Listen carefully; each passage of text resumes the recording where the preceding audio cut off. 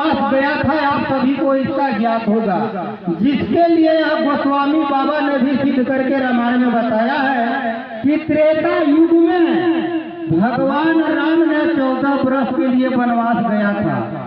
लेकिन इस घोर कलयुग में मेरे भाई सोचने की बात है कि 500 वर्ष तक प्रभु श्री राम ने लुप्त रहा। हम लोग जाके अयोध्या में देखा, इनका कोई घर द्वार नहीं, ये गोढ़ाओं में छोटा सा कुटिया बना के उड़ा दिया गया था। आज का वह दिन है, योगी और मोदी मानने की बात है कि किसी देवता का रूप धारण करके इस धरातल पे आए हैं, जो हिंदुओं का इतना बड़ा इन्होंने कार्य को किया कि भव्य मंदिर का अयोध्या में निर्माण करा के आज उनका प्राण प्रतिष्ठा कर वहाँ उसको, यानी पूरी भारत में आप लोग भारत ही नहीं विदेश तक में इस उत्सव को मनाया जा रहा है, ये नया दिवाली के उपलक्ष्य में। और हम यही कहूंगा कि आप लोग संकल्प लेकर जाइए कि इसी वर्ष नहीं, हर वर्ष 22 जून को 22 जनवरी जो आज का दिन है, हर वर्ष हम लोग इस दिवाली को मनाएंगे। अपने घर घर में 5 दीपक जलाएंगे भगवान प्रभु श्री राम के लिए। वह राम जो घट घट में विराजमान है, करोड़ों बीमारी को दूर भगाता है, जो इनका जैसा श्रद्धा हो, जैसा भाव हो, वही राम है, वही शिव है, ऐसा महादेव ने कहा है। आप लोग को बताते हैं, न तो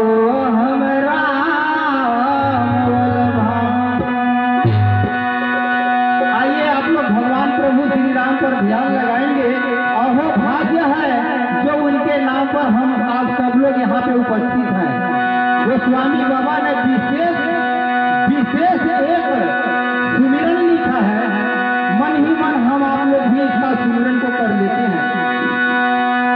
जो सुमिरत सिद्ध होई सिया नामा, गणनायक गरिवर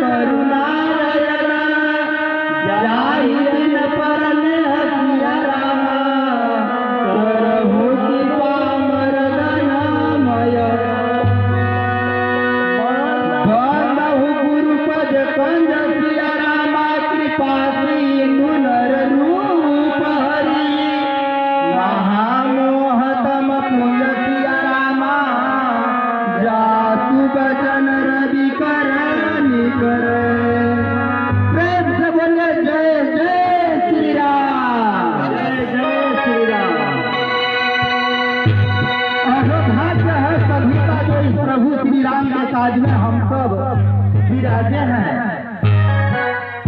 आप लोग जान सकते हैं कथा के माध्यम से, रामायण के माध्यम से, एक इसी धरातल पर राजा थे, इसी धरातल पर राजा थे जिनका नाम राजा दशरथ था, पूरी धरती का मालिक थे।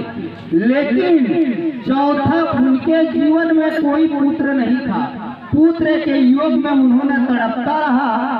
एक बार उन्हें मन में ग्लानि होता है,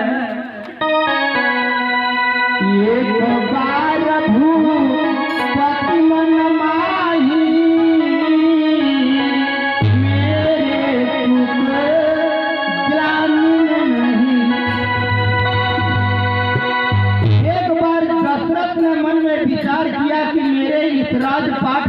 क्या होगा।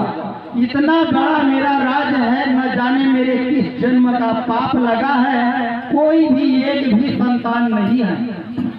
तब गुरु वशिष्ठ को बुलाया गया। गुरु वशिष्ठ भाग रेखा देखते हुए कहते हैं, राजन, इसके लिए तुम्हें पुत्र यष्टि यज्ञ कराना होगा। राजा दशरथ ने पल में जाकर के उस श्रृंगी मुनि के पास पुत्र यष्टि यज्ञ को कराते हैं। कहते हैं, ओम नमः स्वाहा, बोलिए ओम नमो भगवते वासुदेवाय नमः। यानी जग हो रहा है, जग कौन सा पुत्र यष्टि यज्ञ, वहाँ बहुत बड़ा प्रारंभ होता है मेरे भाई, मेरे बहना। तब वहाँ से अग्नि देवता प्रकट होती है और कहती है, बोलो तुम्हारा क्या कामना है।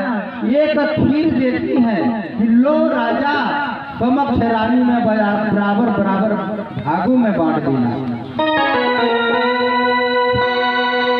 प्रथम भाग को लाही दीना, दूजे भाग के कई कर दीना। तीसर भाग में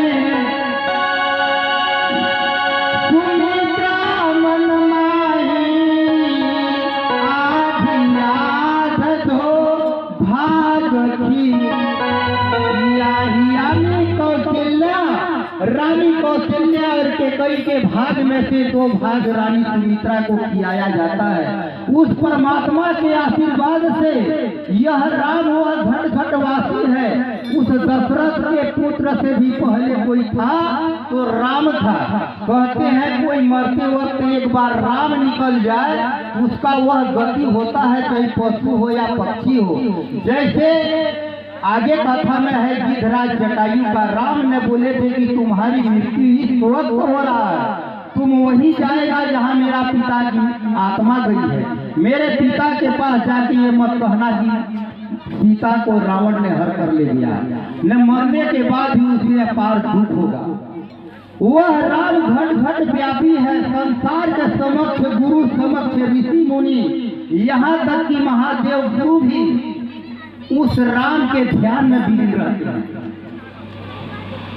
राम महादेव का ध्यान को विलीन रहते हैं। याद कीजिएगा, जीवन में राम महादेव के, उस देवाधिदेव महादेव के ध्यान में विलीन रहते हैं। और वह महादेव उस प्रभु राम की प्रकृति एक है। जैसे महादेव ने कहा, ब्रह्मा विष्णु सदा शिव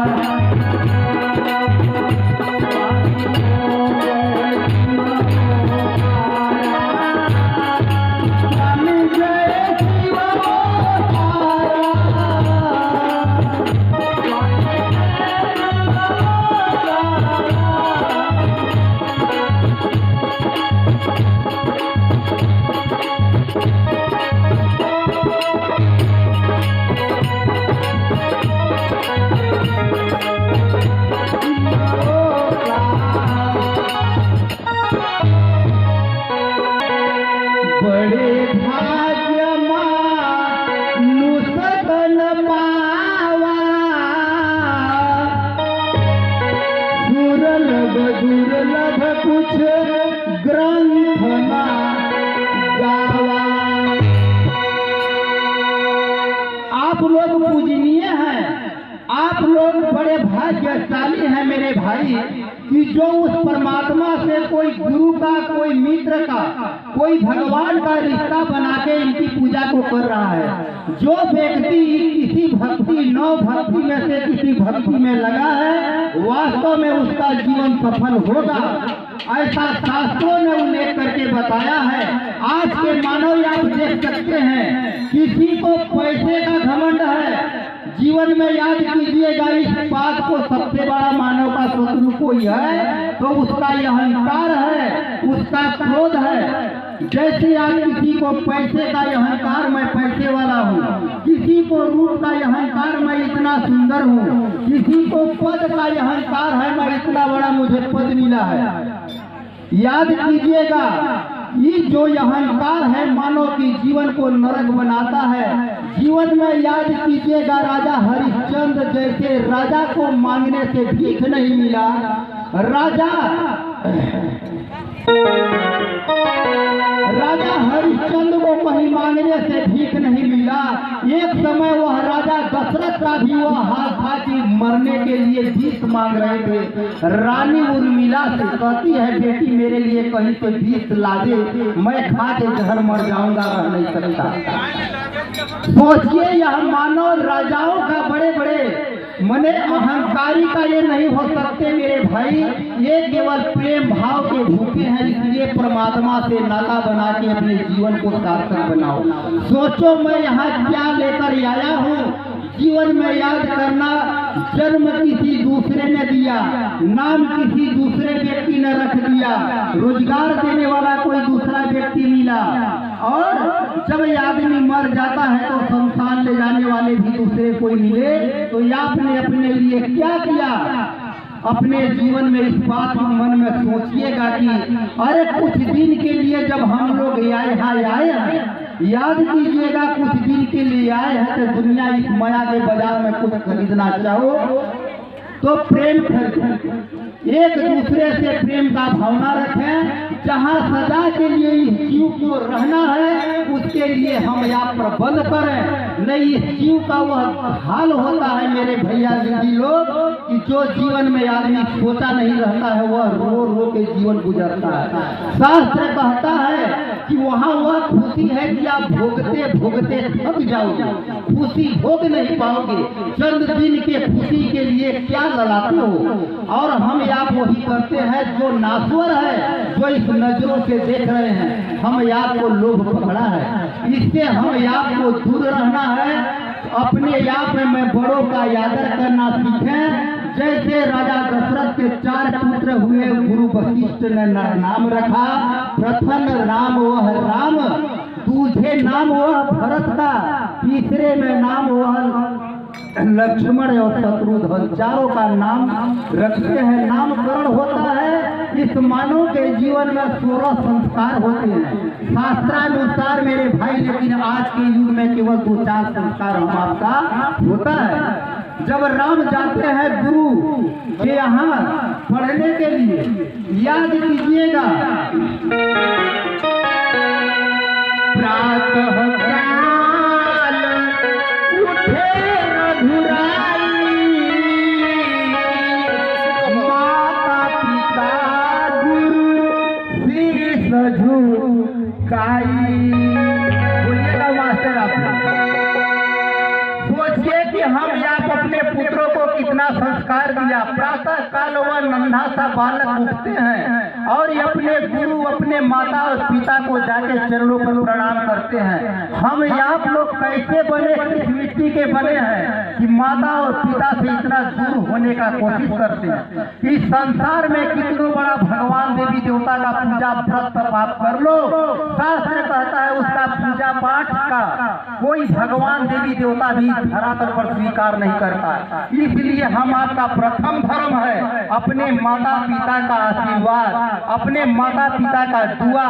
बड़ों के जीवन में जिसके अंदर दुआ होता है मेरे भैया दीदी, उसके जीवन में काल भी उसका कुछ नहीं बिगाड़ सकता। और नहीं जब हम आप एक दूसरे का घृणा लेते हैं, एक दूसरे का हम आप लोग अपमान लेते हैं, वही हम आपके जीवन में सबसे बड़ा दुखदायी जीवन होता है।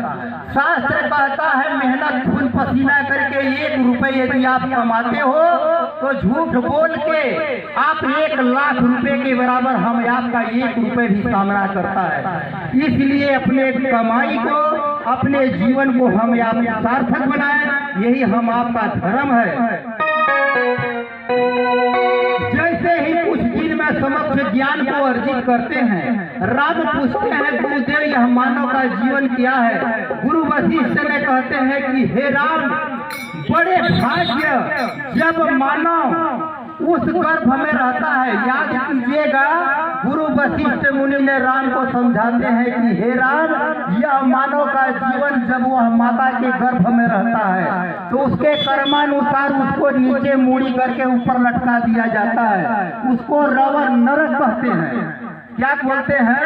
रवर नरक। यह मानव का जीवन है। रात दिन परमात्मा से निवेदन और प्रार्थना करता है कि हे भगवान, हे परमेश्वर, मुझे इस नरक से निकाल दे। मैं जीवन भर तुम्हारे नाम के सिवाय किसी का नाम नहीं करूंगा।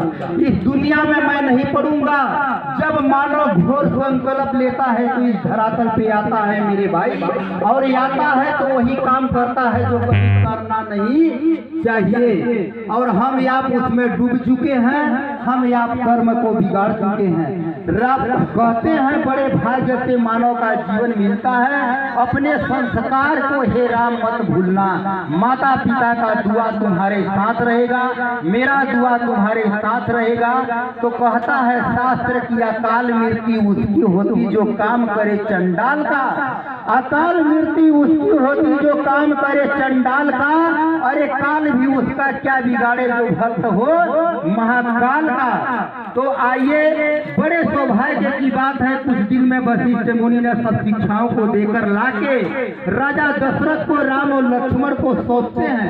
बहुत वृत्तांत में नहीं चलेंगे, नहीं 9-10 दिन में राम का कथा संपन्न नहीं होता है। हम आपको 1 घंटे में रावण वध भी कराना है। याद कीजिएगा, विस्तारित नहीं, थोड़ा सा 60 में चल रहा है मेरे भैया दीदी। उसी वक्त विश्वामित्र मुनि आते हैं। गोस्वामी बाबा कहते हैं, जब जब यज्ञ विश्वामित्र की ना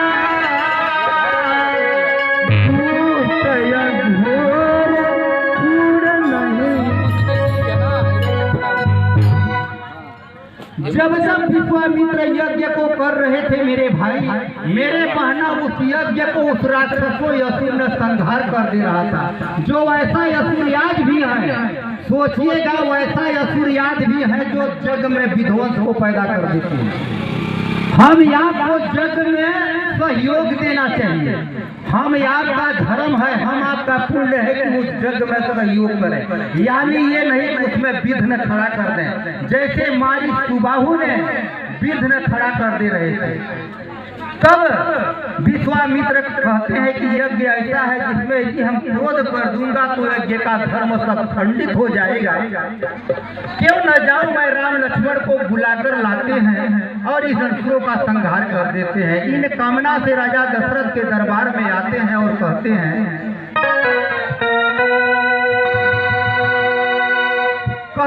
हे राजन, बहुत स्वागत से राजा दशरथ ने उन्हें आसन पर बैठाता है, आदर संस्कार करते हैं। राजा दशरथ पूछते हैं, भगवान मेरे लिए क्या आज्ञा है आप बताएं। आप लोग थोड़ा सा कथा को ध्यान पूर्वक लीजिएगा। 60 में मैं बता रहा हूँ, किसी से कोई बात नहीं करेगा। राम की कथा है, आप लोग ध्यान से अर्जित कीजिएगा। राजा दशरथ कहते हैं कि भगवान मेरे लिए क्या आज्ञा है, आप आदेश करें। उसी वक्त विश्वामित्र मुनि कहते हैं, राजन, जब जब मैं यज्ञ करता हूँ, बोलिए हो मास्टर,